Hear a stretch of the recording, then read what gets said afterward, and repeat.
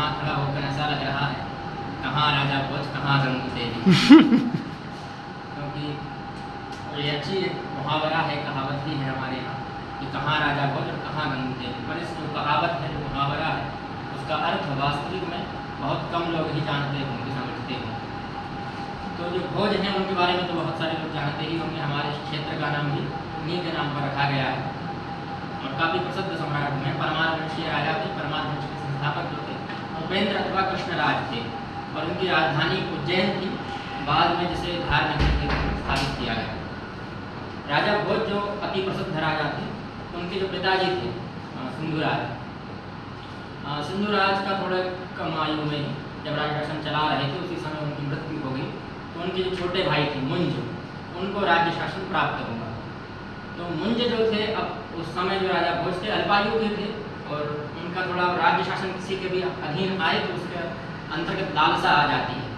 तो जब लालसा आई तो उन्होंने कहा कि इस बालक को मार दिया जाए। तो बंगाल नरेश को सौंप दिया गया ये कार्य कि राजा भोज को मारा जाएगा। तो बंगाल नरेश जो थे ले गए भोज को और अपने राज्य में उनकी जो कुलदेवी थी वहाँ ले गए। कुलदेवी के सामने भोज को पता चला कि हमारी मृत्यु आ गई है निकट, तो उन्होंने अपनी जंघा को काटा, जंघा से खून निकाल कर एक श्लोक लिखा और कहा कि यह श्लोक मुंज को दे दीजिएगा।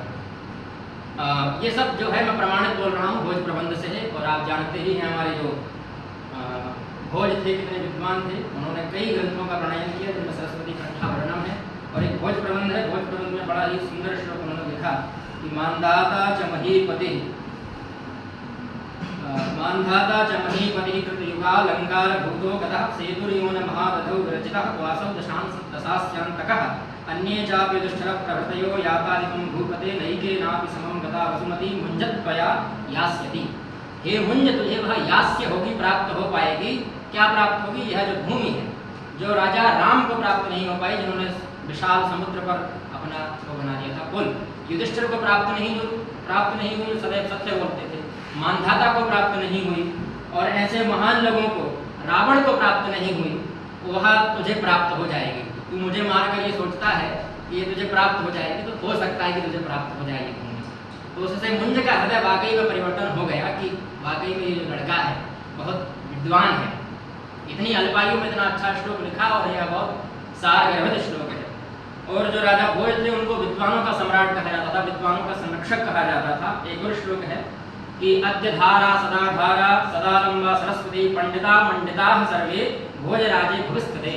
यानी भोजराज में, राजा भोज के राज्य में जो पंडित थे वह सदैव प्रसन्न रहते थे, मंडित रहते थे, शोभित रहते थे। क्यों रहते थे कि एक प्रसंग आता है कि राजा भोज पहले के जो राजा थे वह जनसामान्य की जो स्थिति है उसको जानने